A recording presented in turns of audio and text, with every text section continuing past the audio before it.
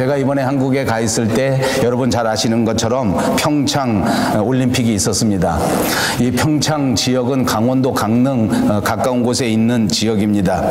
평창으로 가는 KTX 특급 열차가 생겼는데 인천국제공항에서부터 서울을 거쳐서 곧바로 평창 경기장으로 그리고 강릉까지 이렇게 도달하는 그 고속철도가 드디어 개통이 됐습니다.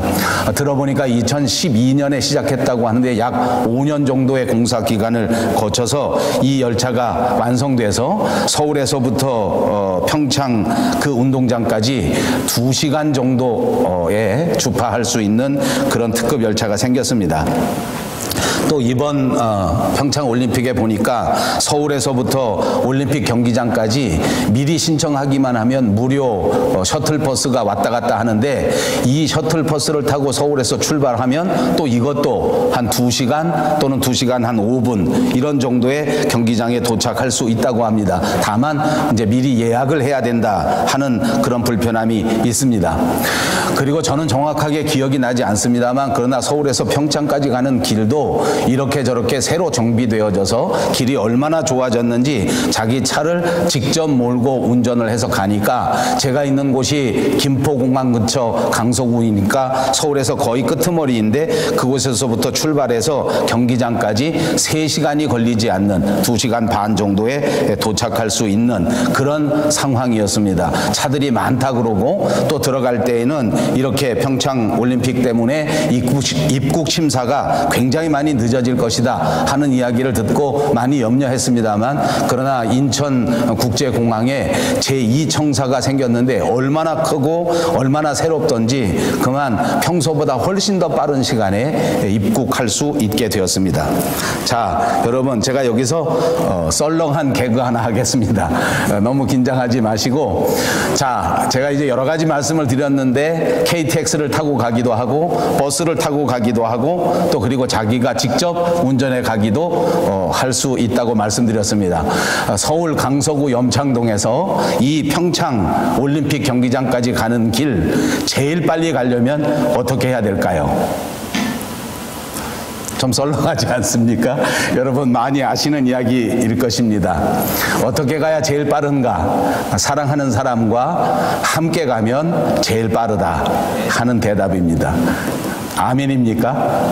그렇습니까? 예, 좋은 동행이 있다면 사랑하는 사람과 함께 간다면 또 좋은 친구와 함께 갈 수 있다면 아마 제일 빨리 가는 길이 될 줄로 분명히 믿습니다. 오늘 사랑하는 저와 여러분 우리의 인생길에도 이처럼 아름답고 귀한 동행이 있어서 가장 사랑하는 주님과 늘 함께 함으로써 우리의 인생 자체가 행복하고 기쁘고 복된 인생길이 되시기를 주님의 이름으로 축복합니다.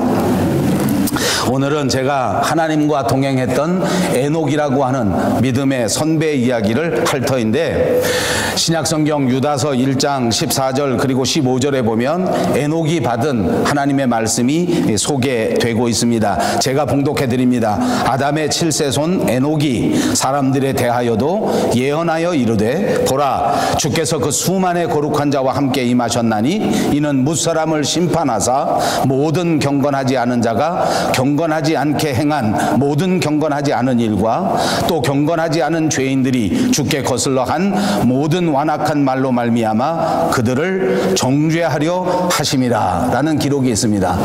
에녹에 관한 기록이 그리 많지 않기 때문에 제가 유다서에 있는 이 말씀을 여러분에게 소개해 드립니다. 이 말씀을 통해서 에녹이 이 땅 위에 무슨 일을 하고 살았는가 하는 것을 알 수 있기 때문입니다. 이 말씀에서 보는 것처럼 에녹은 하나님께 말씀을 받아 하나님의 백성들에게 전달하는 예언자의 사명을 감당했던 사람입니다. 다시 말하면 에녹은 우리 가운데 예언자였습니다. 예언자가 무엇입니까? 예언자는 하나님의 말씀을 듣고 이 세상에 있는 사람들에게 하나님의 말씀 그 예언을 그대로 전달하는 사명을 감당하는 사람을 가리켜 예언자라 말하는 것입니다. 에녹은 이 세상에 살던 사람입니다.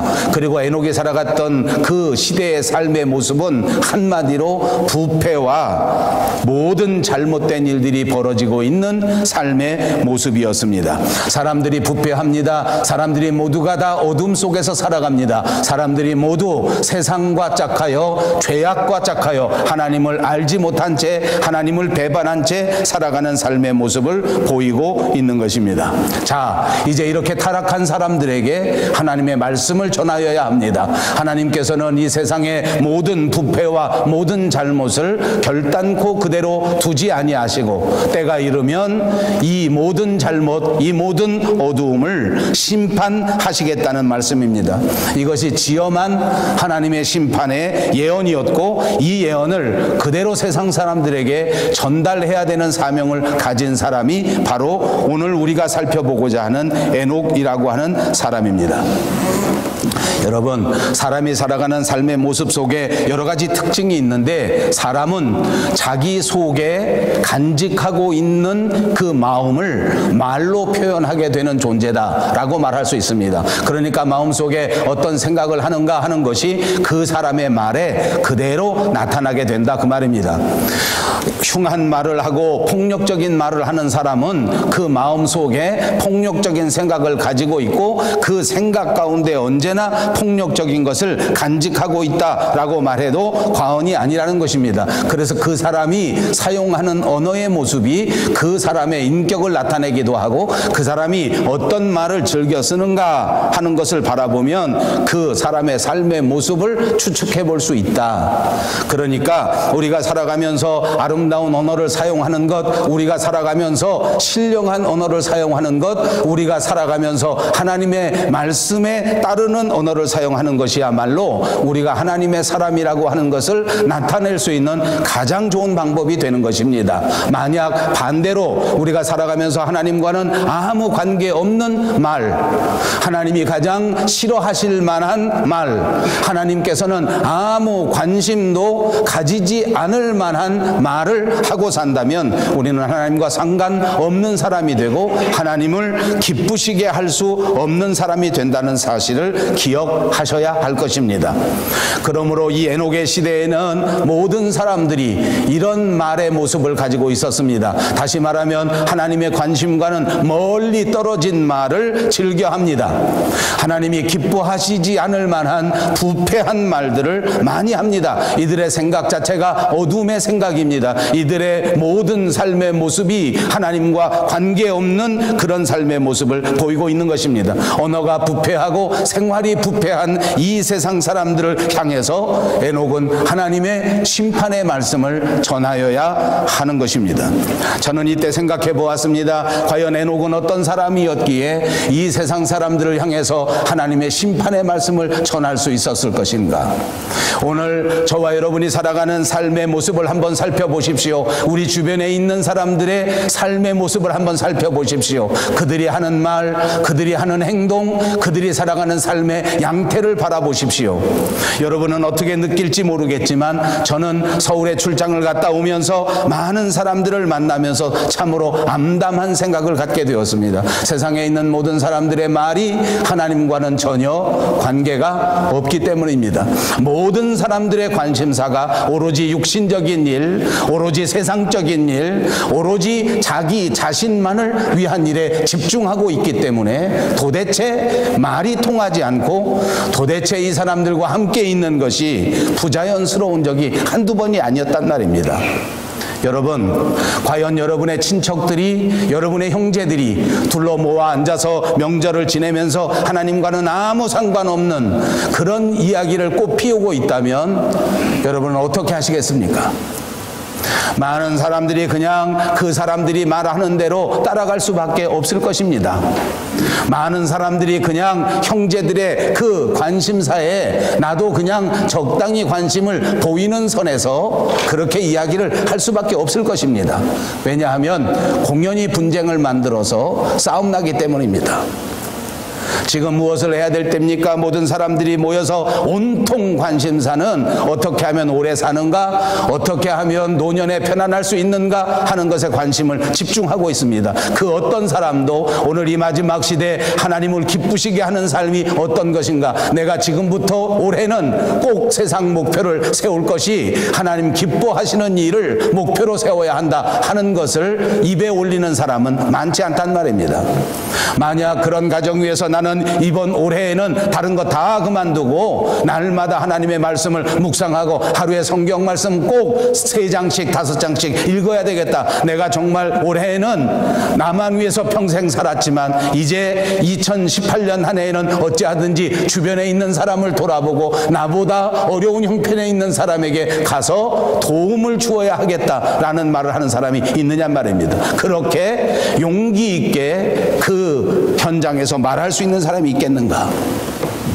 여러분, 에녹의 시대에는 더 했습니다. 사람들이 모이기만 하면 모두가 다 자기 이야기들을 합니다. 사람들이 모이기만 하면 어떻게 하면 육체가 편안할까 하는 생각만 한단 말입니다. 그런 가운데에서 어떻게 하나님이 주시는 하나님의 심판의 말씀을 전할 수 있었겠느냐 하는 것입니다. 누가 오늘 이 어두운 시대 속에서 하나님의 말씀을 전할 수 있는 것입니까? 그것이 오늘 히브리서 11장 5절에서 우리에게 주는 교훈의 말씀입니다. 에녹은 마음속에 믿음이 있는 사람이었습니다. 그는 특별히 하나님께서 심판하신다고 하는 심판의 믿음을 간직했던 사람입니다. 이렇게 살다가는 하나님 앞에 심판을 받는다, 이렇게 살다가는 반드시 하나님의 심판을 피할 수가 없다, 그러므로 내가 이 사람들에게 핍박을 당하는 한이 있더라도, 이 사람의 반대에 부딪히는 한이 있더라도 하나님께서 내게 주신 이 심판의 말씀을 전하여야 되겠다.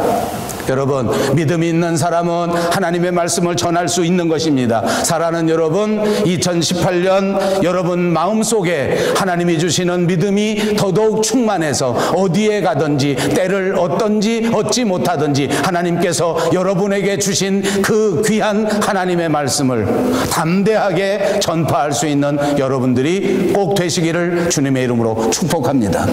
그것이 에녹과 같은 삶이요, 그것이 하나님과 동행하는 삶이요, 그것이 하나님이 기뻐하시는 삶이 될 줄로 분명히 믿습니다. 창세기 5장 22절에 보니까 에녹은 65세에 무두셀라를 낳았고, 무두셀라를 낳은 후에 300년을 하나님과 동행하며 자녀를 낳았다고 기록하고 있습니다. 여기 이 말씀을 주목할 필요가 있는데, 무두셀라를 낳기 전에는 하나님과 동행하였다는 기록이 없었는데, 에녹이 아들 무두셀라를 낳은 다음에는 300년 동안 하나님과 동행했다.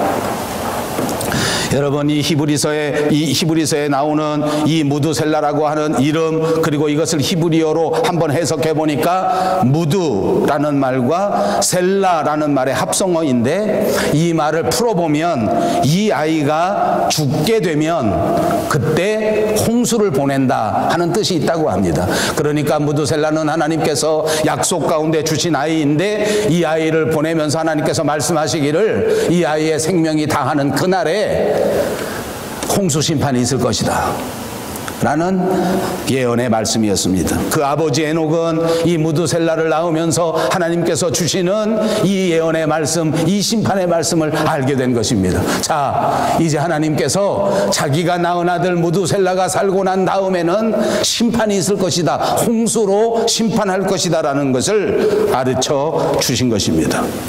여러분, 근데 여기서 정말 놀라운 반응이 나타납니다. 에녹은 그 아들을 통해서 하나님의 심판의 지엄한 예언을 받게 됩니다. 그리고 그 순간 곧바로 에녹은 그때부터 삶을 정리하고 하나님과 동행하는 신앙의 삶으로 들어가게 되었습니다.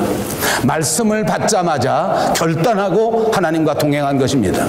진리를 깨닫자마자 자신의 삶을 돌이키고 삶을 고치고 변화시켜 하나님과 올바른 삶을, 올바른 교제를, 올바른 동행을 시작했다는 것입니다. 여러분, 이것이 믿음의 중요한 특성입니다. 믿음의 위대한 인물들은 다 그랬습니다. 하나님께서 깨달음을 주시는 그 순간에 결단하고 하나님과 동행하기 시작했다는 것입니다. 오늘 살아가는 우리 현대인들, 저와 여러분의 특징 가운데 하나는 무엇인지 압니까? 마음으로는 감동을 받습니다. 머리로는 하나님의 말씀이 옳다고 끄덕거립니다. 그러나 생활은 변하지 않습니다. 결단하지 않습니다. 하나님과 동행하는 새로운 삶으로 전환하지 않습니다. 여전히 세상과 짝하여 여전히 이제까지 살아왔던 과거의 삶에서 벗어나지 않고 한 걸음도 움직이지 않습니다. 그러기에 우리의 믿음은 발전도 성숙도 이룩하지 못하는 것입니다. 에녹은 말씀을 받자마자, 에녹은 진리를 깨닫자마자 그의 삶을 완전히 새롭게 해서 하나님과 올바른 교제를 시작했다는 위대한 믿음의 모범을 보여주고 있습니다. 무두셀라가 죽으면 심판이 온다고 말씀했는데 과연 그렇게 되었는가? 이것도 성경을 통해서 볼 수 있습니다. 창세기 7장 11절에 보니까 노아가 600세 되던 해 2월 곧 그달 17일이라 그날에 큰 기품의 샘들이 터지며 하늘의 창들이 열려 40주야를 비가 땅에 쏟아졌더라 라는 기록이 있습니다. 여러분이 다 기억하실 것입니다. 홍수가 나던 해는 노아가 600세 되던 해였고, 그러므로 무두셀라의 나이는 그때 969세였습니다. 아마 성경에 나오는 역사상 가장 장수한 사람을 뽑으라고 하면 그 자가 바로 무두셀라입니다. 왜 이렇게 오래 살았는가? 아침마다 일어나서 건강식을 먹고 물을 4컵 마시고 산책을 하고 저녁이면 공원을 돌고 이렇게 건강관리를 했기 때문에 그가 969세까지 살아간 것일까? 몸에 좋다는 채소는 골라서 먹고 몸에 나쁜 거는 절대 먹지 않아서 969세를 살았을 것인가? 여러분, 어떻게 생각하십니까? 저는 성경에 보니까 이렇게 자기 관리를 잘해서 오래 살았다는 기록은 한 군데에서도 찾아볼 수 없습니다. 이 사람이 이렇게 오래 살게 된 이유는 무엇인지 압니까? 하나님께서 어찌하든지 한 사람이라도 더 구원하시려고 무두셀라의 생명을 연장시켜주고 결국은 1000년 가까운 세월 동안 기다렸다가 노아의 홍수의 심판을 시작하셨다는 것입니다. 여러분, 제가 이 말씀을 여러분에게 드리는 것은 우리가 새로운 깨달음이 필요하기 때문입니다. 내가 오늘을 잘 살아가는 이유는 무엇인지 압니까? 내가 관리를 잘해서 운동을 잘해서 잘 살아갈 수 있는 것이 절대 아닙니다. 하나님의 뜻이 있으면 내 삶의 모습이 결정됩니다. 오늘 하나님이 필요하시기에 저와 여러분을 살게 하신 것을 믿으시기를 바랍니다. 오늘 하나님의 계획이 있으시기에 오늘 이 자리에 밴쿠버 땅 영송교회에서 하나님 앞에 예배하고 말씀을 듣도록 만들어 주셨다는 사실을 믿으시기를 바랍니다. 이것이 믿음 있는 사람들이 가져야 할 생각입니다.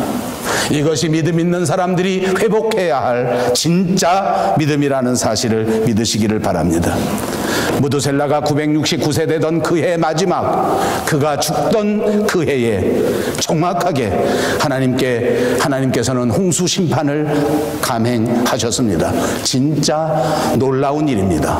여러분, 믿음의 안목으로 세상을 보면 이렇게 정확하게 하나님의 뜻이 이루어지고 있다고 하는 사실을 깨달아 알 수 있게 되는 것입니다. 그러나 안타깝게도 많은 사람들이 여기 관심을 갖지 않습니다. 여기 집중하지 않습니다. 들어도 그냥 지나쳐버립니다. 그리고는 온통 다른 곳에만 집중합니다. 다른 말은 한 번 들어도 절대 잊어버리지 않습니다. 오늘 너무 무거운 주제를 가지고 여러분과 말씀을 나누어서 여기서도 또 제가 썰렁한 개그 하나 해야 되겠습니다. 여러분, 제가 목회를 하면서 가끔 가다가 성도들에게 푸념하는 말 가운데 이런 말이 있습니다. 제가 작년 이맘때 여러분에게 설교한 것을 기억하시는 분 손들어 보십시오 하고 묻는다면 아마 한 분도 손들 수 있는 분이 없을 것입니다. 기억이 안 납니다. 매주 설교를 들었는데 그 작년에 들은 설교를 어떻게 기억하겠습니까? 혹시 재작년에 들었던 설교 기억하시겠습니까? 생각 안 납니다. 근데 인간이 얼마나 재밌느냐 하면 첫 돌 때, 4살, 5살 때 자기 어머니가 점쟁이한테 갔다 오면서 그 점쟁이가 했던 말, 너는 이 다음에 커서 은행장이 될 것이다. 요 말은 잊어버리는 사람이 한 사람도 없어요. 자기 사주팔자가 어떻게 되느냐, 요거는 한 사람도 안 잊어버립니다. 왜? 거기 집중하니까. 올해는 내가 재수가 좋을까 없을까 여기만 관심을 가지고 사니까 그건 안 잊어버립니다. 그런데 성경에서 주시는 말씀은 별로 관심이 없습니다. 그냥 잊어버립니다. 아무리 감동적인 설교를 들어도 금방 잊어버립니다. 여러분, 하나님의 말씀, 오늘 에녹에게 임한 무두셀라, 이 말씀은 한 번 지나간 설교의 말씀과 비슷합니다. 하나님께서 주시는 심판의 예언이었습니다. 이제 이 무두셀라 아이가 생명을 다하게 되면 그때는 세상에 심판이 있다. 더 이상 이렇게 어둠의 세력과 짝하여 살면 하나님이 결코 끝까지 두고 보지 않으신다. 이제 하나님의 백성이, 하나님의 선택한 자녀들이 더 이상 하나님의 뜻에 순종하지 않는다면 나는 그대로 보지 않겠다. 이것을 에녹은 절대 잊지 않았습니다. 이 한마디의 말씀을 듣는 그 순간부터 300년 동안 하루도 잊지 않고 하나님과 동행하면서 그 하나님의 말씀을 기억하면서 준비하면서 심판을 대비하면서 그렇게 살아갔더란 말입니다. 사랑하는 여러분, 오늘 말씀을 듣는 저와 여러분이 에녹과 같이 이렇게 굳센 믿음에서 하나님의 말씀을 붙잡고 두렵고 떨리는 마음으로 우리에게 남아있는 우리의 인생을 주님과 동행하며 살아갈 수 있는 은혜가 넘쳐나시기를 주님의 이름으로 축복합니다.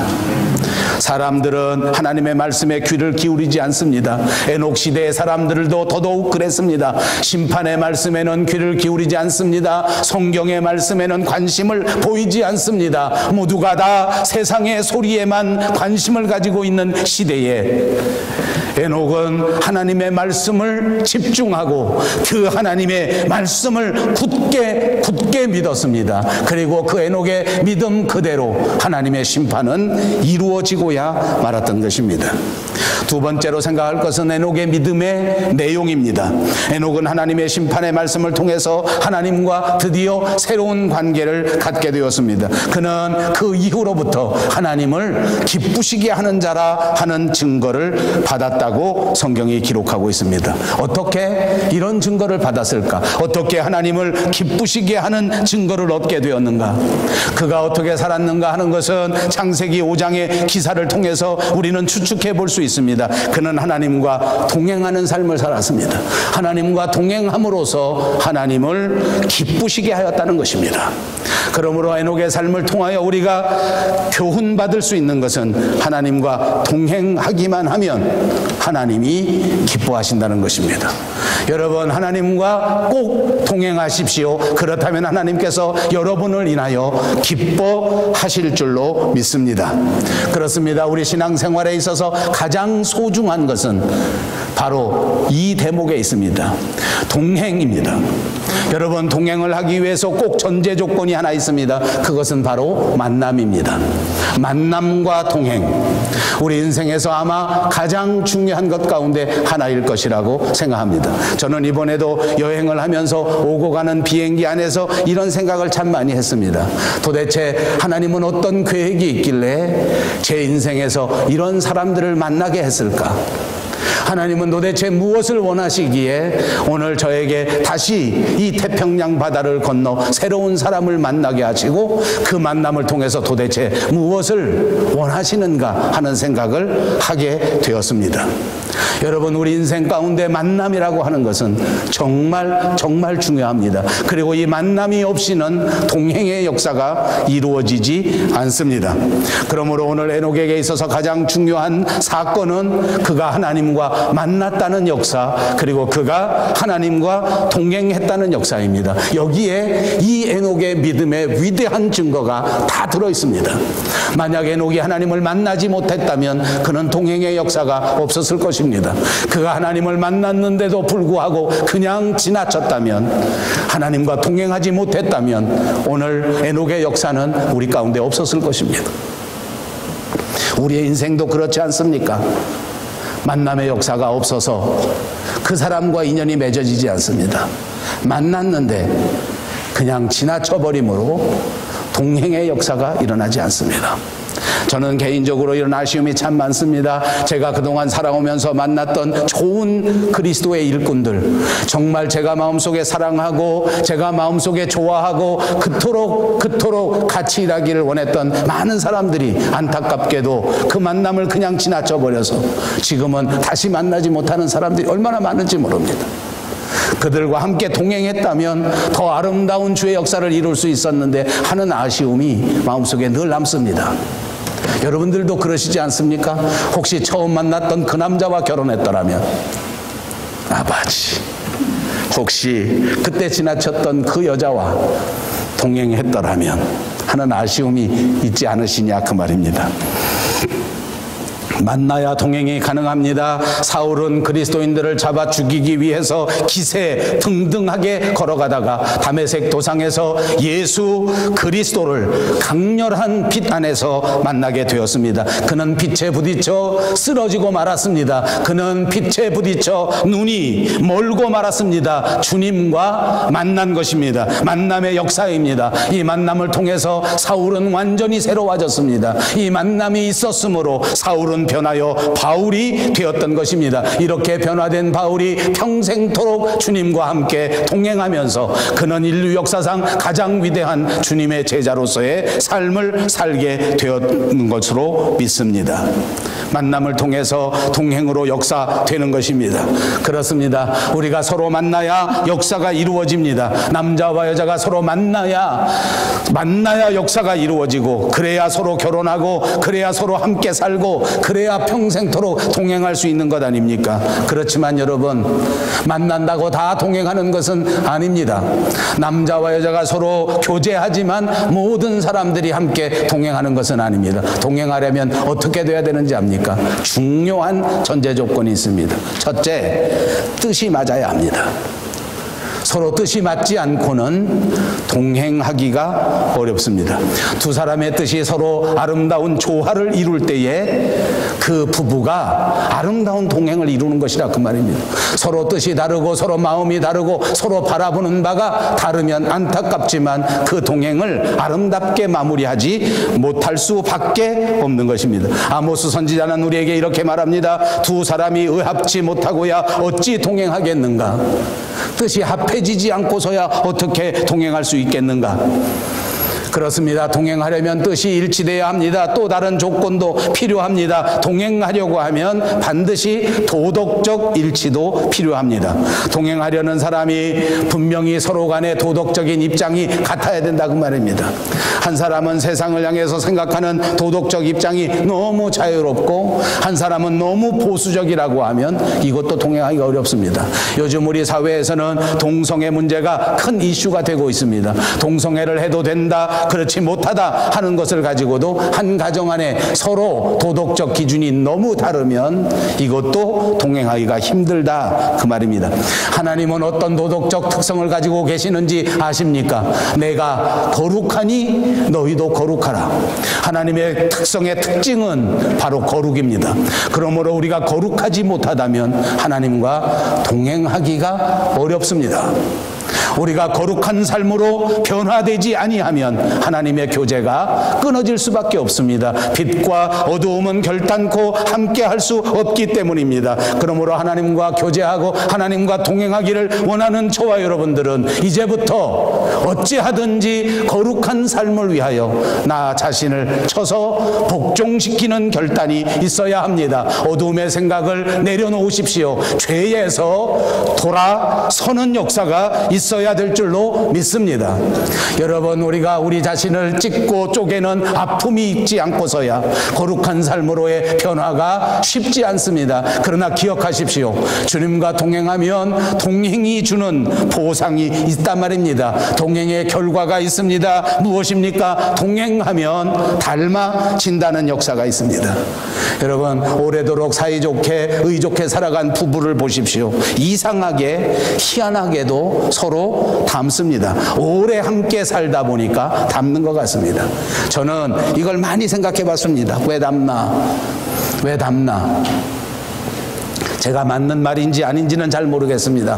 그런데 둘이 같이 살면 거의 같은 말을 하기 때문에 그래서 닮아지는 것 같아요. 왜냐하면 사람이 서로 생긴 건 달라도요, 이 밑으로 이 말하는 습관은 이 입의 모습을 만듭니다.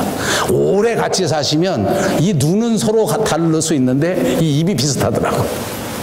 한번 보세요. 자기 남편 입하고 자기 입하고 봐. 서로 기분 나쁘지? 아, 맞지. 제 아내는 저보면 기분 나쁠 것 같아요. 저는 제 아내 이 밑에를 보면 기분 좋아집니다. 왜냐하면 절 많이 닮았어요. 자기는 기분 나쁘겠지만, 예, 서로 같은 말을 많이 쓰잖아요. 그러면 이 구조가 비슷해져서 이 밑에가 비슷해요. 그래서 인상이 비슷해지더라고요. 오래 같이 살면 인상이 비슷해집니다. 여러분, 얼마나 기가 막힌 일입니까? 에녹같이 300년을 주님과 함께 동행하면 희한하게도 주님을 닮는단 말입니다.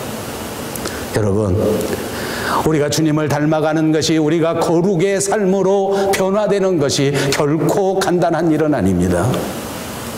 아마 동계올림픽에서 금메달을 따는 그 운동선수보다 훨씬 더 뼈를 깎는 훈련이 없이는 주님의 속성을 닮기 어려울지도 모릅니다. 그러나 여러분, 우리가 끝까지 노력하고 열심히 주님을 따라가고 주님과 동행한다면 어느 순간 저와 여러분의 모습이 예수님을 닮는다는 것입니다.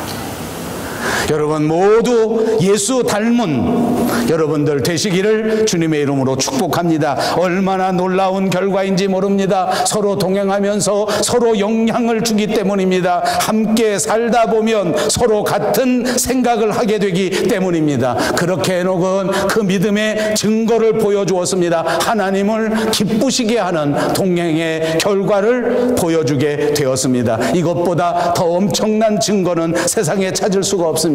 이 세상 살면서 부모님을 기쁘시게 하는 자식이 있다면 그 삶의 역사 가운데 가장 위대한 훌륭한 삶의 모습이라고 말할 수 있습니다.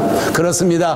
효자가 되는 것은 집안의 영광입니다. 남편과 아내가 서로 기쁘게 할 수 있다고 하면 그는 이 세상의 가장 위대한 남편이요, 그는 이 세상의 가장 아름다운 아내가 될 줄로 믿습니다. 그래서 저는 여러분을 축복합니다. 이 세상에서 가장 아름다운 효자가 되시기를 주님의 이름으로 축복합니다. 이 세상 살아가는 동안 세상 그 어떤 사람보다 훌륭한 그런 남편이 되시고 그런 아내가 되셔서 남편을 기쁘게 하고 아내를 기쁘게 하는, 자식들을 기쁘게 하는 사람들이 꼭 되시기를 주님의 이름으로 축복합니다. 그런데 이 세상에서 가장 중요한 것은 하나님을 기쁘시게 하는 하나님의 자녀가 되는 일입니다. 이것이 최고의 영광이요, 이것이 인생 최상의 행복인 줄로 믿습니다. 여러분, 설교가 많이 길어졌습니다. 그러나 이 이야기는 꼭 해야 되겠습니다. 에녹의 삶을 살펴보니까 에녹의 삶은 그야말로 300년 동안 평범한 삶입니다. 제가 목회하면서 정말 안타까운 것은 많은 그리스도인들이 평범한 삶의 복을 모릅니다. 일상적으로 아이 낳고 일상적으로 남편 섬기고 일상적으로 자식 기르고 사는 평범한 삶을 산 사람이 에녹이라고 말이에요. 뭐 특별한 것이 없습니다. 그런데 제가 목회 생활하는 동안 보니까 많은 사람들이 집안 생활 평범하게 하는 것은 재미가 너무 없고 뭔가 특별한 일을 해야만 하나님이 기뻐하시는 것으로 생각합니다. 그렇습니다. 특별한 역사를 이루고 특별한 은혜를 받고 특별한 성취를 이루는 것 분명히 훌륭한 일입니다. 그러나 오늘 에녹을 보시면서 우리가 교훈받아야 할 것이 있습니다. 평범한 일상생활로도 하나님을 기쁘시게 할 수 있다. 아멘. 여러분, 여러분의 인생이 어떠하십니까? 특별한 인생이 많이 계신 줄 압니다. 또 정말 어려운 여건 속에서 여러분 하나님이 기뻐하실 만한 성취를 이루신 성도님들을 저는 축복합니다. 그러나 나는 별로 내세울 것이 없다. 그래도 여러분은 하나님을 기쁘시게 할 수 있습니다. 일생토록 가정만을 위해서 설거지만 했어도 빨래만 했어도 에녹같이 하나님을 기쁘시게 할 수 있습니다. 평생 자식 뒷바라지 하다가 내 인생은 아무것도 남지 않았다. 아니요. 평생 자식 뒷바라지 하는 동안 하나님을 기쁘시게 하셨습니다. 아멘. 하나님과 동행할 수 있다는 아름다운 교훈이 바로 이것입니다. 평범하게 살면서도 하나님을 기쁘시게 할 수 있다. 저는 이제 개척교회를 목회하는 목사입니다. 한국에 가보니까 제가 이제 나이가 이만큼 되고 또 친구들을 잘 두어서 그런지 몰라도 가는 곳마다 얼마나 교회들이 크고 화려한지, 만나는 사람마다 얼마나 정말 훌륭한지 제 자신이 작아 보이기도 하고 제 자신이 부족해 보이기도 합니다. 우리 교회를 생각하면 특별한 것이 하나도 없습니다.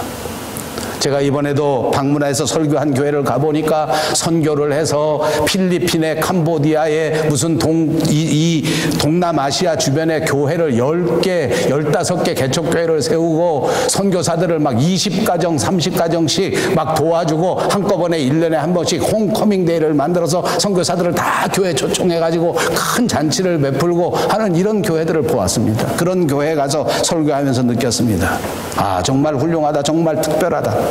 여러분, 오늘 에녹의 믿음이 우리에게 주는 교훈이 있습니다. 그냥 평범하게 하나님 앞에 기도하고 하나님 앞에 예배하고 우리의 최선을 다한다면, 우리와 주님과 동행할 수만 있다면 하나님은 우리의 평범한 교회를 통해서도 우리를 기뻐하시고 우리를 통하여 영광을 받으시는 줄로 믿습니다.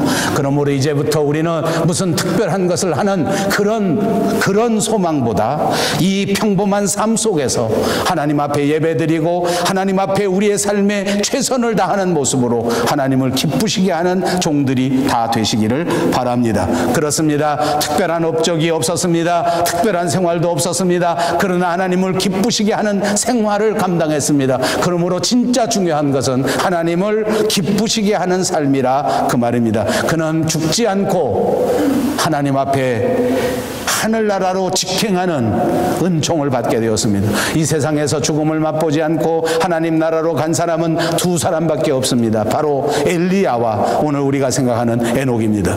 그들은 무덤을 경험하지 않습니다. 죽음을 경험하지 않습니다. 그는 하나님께서 직접 하나님의 나라로 데리고 가셨습니다. 이것도 우리에게 교훈을 줍니다. 이 세상 살아가는 동안 하나님을 기쁘시게 하면, 이 세상 살아가는 동안 어찌하든지 하나님의 뜻대로 살기로 최선을 다하면 세상의 세력이 아무리 무섭다고 할지라도, 어둠의 세력이 아무리 창궐한다고 할지라도 하나님께서 반드시 그 사람을 붙들고 하나님의 나라로 이끌어 가신다고 하는 약속인 줄로 믿습니다.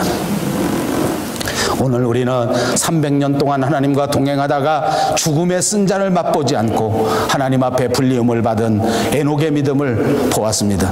에녹의 믿음의 근거는 바로 하나님의 말씀이었습니다. 특별히 하나님께서 심판하신다는 심판의 말씀을 마음속에 간직하면서 살았습니다. 그래서 그는 그 심판을 바라보면서 두렵고 떨리는 마음으로 옷깃을 여미고 예수님과 동행하는 삶을 살았습니다. 사랑하는 여러분, 오늘 이 시간 다시 한번 우리의 마음속에 하나님의 심판을 떠올리시고 그 심판을 믿는 역사가 일어나기를 바랍니다. 그리고 에녹처럼 이 심판의 역사를 받아들이는 순간 우리의 삶을 변화시켜 주님과 동행하는 결단이 이루어지시기를 바랍니다. 그리고 에녹처럼 믿음의 증거를 받으실 때에 하나님을 기쁘시게 하는 자라고 하는 증거를 받게 되시기를 바랍니다.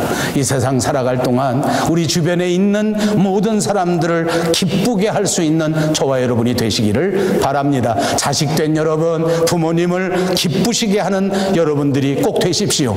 남편된 여러분, 아내를 기쁘게 하는 남편들이 꼭 되십시오. 아내된 여러분, 반드시 남편을 기쁘게 하는 아내가 되시기를 바랍니다. 자녀된 여러분, 여러분의 부모를 기쁘게 해드리는 성도들이 되시기를 바랍니다. 뿐만 아니라 여러분의 생애 가운데 에녹처럼 하나님과 동행하셔서 하나님을 기쁘시게 하는 여러분들이 꼭 되시기를 바라고, 우리의 인생 여정이 끝나는 그 마지막 날에 한 분도 빠짐없이 에녹처럼 하나님께로부터 데려감을 당하는 저와 여러분 모두가 되시기를 주님의 이름으로 축복합니다.